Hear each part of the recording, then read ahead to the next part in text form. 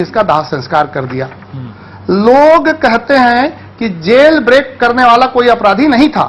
एक साधारण अपराधी 2007 में जो जेल ब्रेक हुआ, वहां से छूट के वो गांव का निवासी वहां रह रहा था। नक्सली शादी नहीं करते, उसके 2 बच्चे हैं, वो मार दिया गया। मैं ये कह रहा हूं कि अगर इस तरह की बात है तो ये जो ग्रामीण हैं जिनका 100 मिला है, इनको पीडीएस के तरह चावल, मिट्टी का तेल दिया जा रहा था। कौन बांट रहा था? अगर ये नक्सली थे तो इनको राशन कैसे मिलता, इनकी सुविधाएं कैसे मिलती? ये सारे लोगों के वोटर आईडी हैं, इनके लिए राशन कार्ड बने हैं।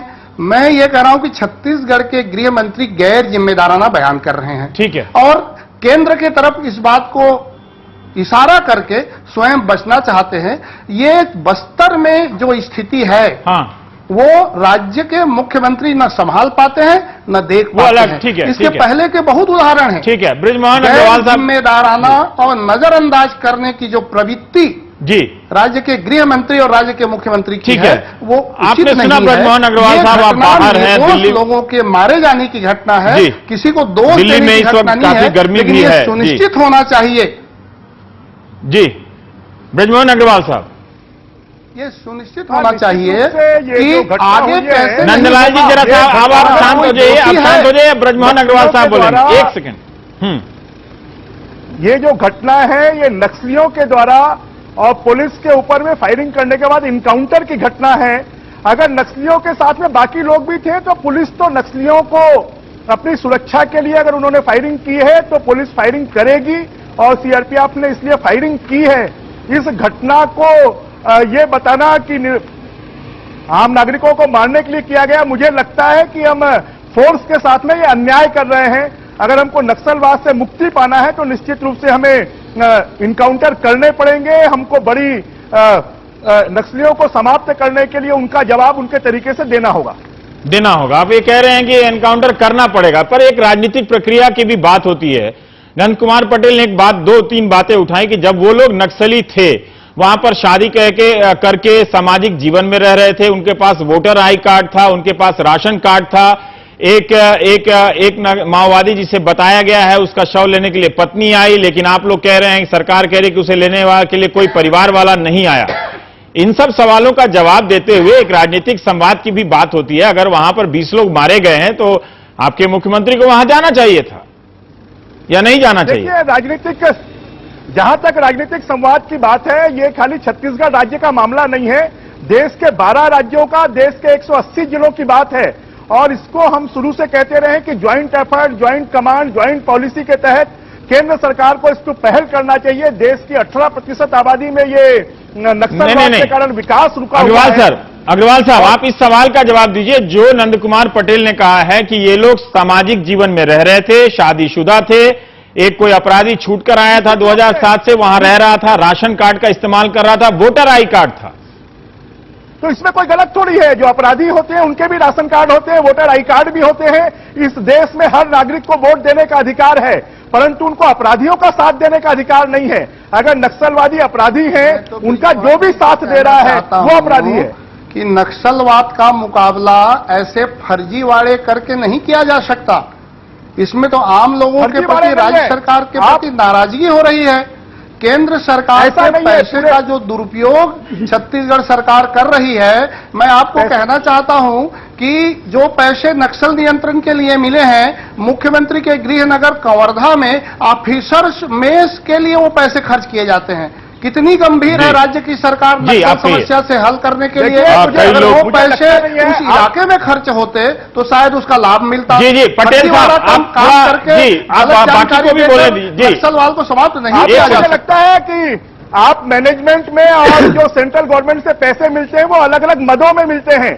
जिन पदों में पैसे मिलते हैं स्टेब्लिशमेंट, बहुत सारे लोग दर्शक ये समझ रहे हैं कि इस तरह की चर्चा से जो सुरक्षा बल हैं उनका मनोबल गिर सकता है। इससे पता चलता है कि हम अपने आदिवासी समाज से कितने दूर हो गए हैं, और किसी को ये चिंता नहीं कि अगर 2 आदिवासी भी बेकसूर मारा गया है तो वहां उस गांव के लोगों के मनोबल पर क्या असर पड़ा होगा। सबसे पहले बड़े अफसोस की बात है कि एक गंभीर समस्या से निपटने का प्रयास हो रहा है और उसमें लेकिन ये तरीका दो जो बात हो रही थी हमारे सियासतदानों की, वो वही बात मैं कह रहा हूं कि दो पार्टियां, बड़ी बड़ी राष्ट्रीय पार्टियां हैं, तो इसको इसके आधार पे राजनीतिक पैतरेबाजी हो रही है और एक दूसरे के ऊपर पॉइंट स्कोर करने की कोशिश हो रही है। ये बड़े अफसोस की बात है। ये सबका मिली जुली समस्या है। कल को अगर कांग्रेस पार्टी छत्तीसगढ़ में आ जाती है तो क्या इस समस्या से कैसे निपटेगी अगर यही उसका रवैया है?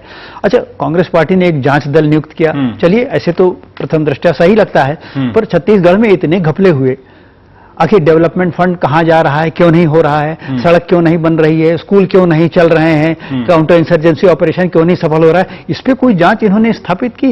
या जब सुरक्षा बल के 11 आदमी मर गए, 76 आदमी मर गए, कहीं बारूदी सुरंग हो गई, इस पे कोई जांच इन्होंने नहीं स्थापित की। ठीक है, पर इन्होंने मोहन अग्रवाल साहब कह रहे हैं कि एनकाउंटर करेंगे। अच्छा, दूसरी बात ठीक है, ये लाइन देखिए, उनकी भाषा गलत है, उनकी भाषा से मैं सहमत नहीं हूं। उनका मतलब शायद ये था और मैं उसको दूसरे तरह से कहना चाहूंगा।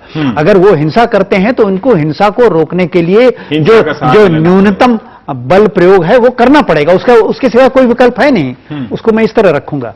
और बड़े विचित्र बात यह है कि मतलब कांग्रेस पार्टी के होम मिनिस्टर कुछ कह रहे हैं, राज्य स्तर पे कांग्रेस दूसरे सुर से बोल रही है। तो होम मिनिस्टर कुछ कह भी नहीं रहे हैं।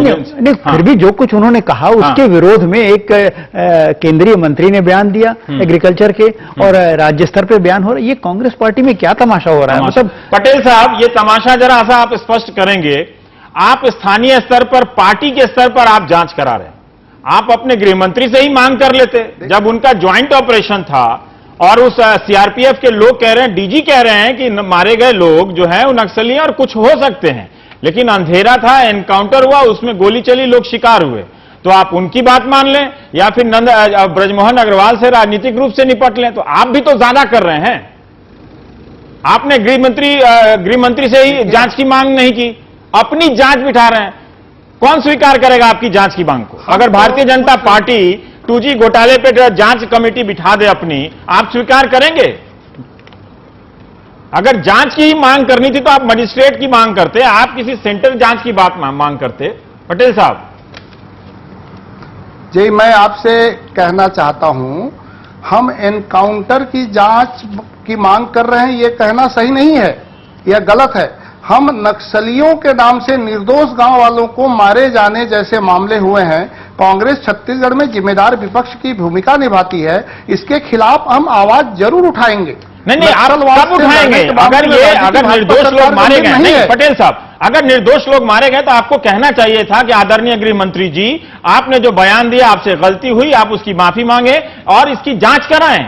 आप अपने स्तर पर जांच करा रहे हैं, उस जांच की क्या प्रासंगिकता है? कोई भी विरोधी दल उसे स्वीकार नहीं करेगा। आपको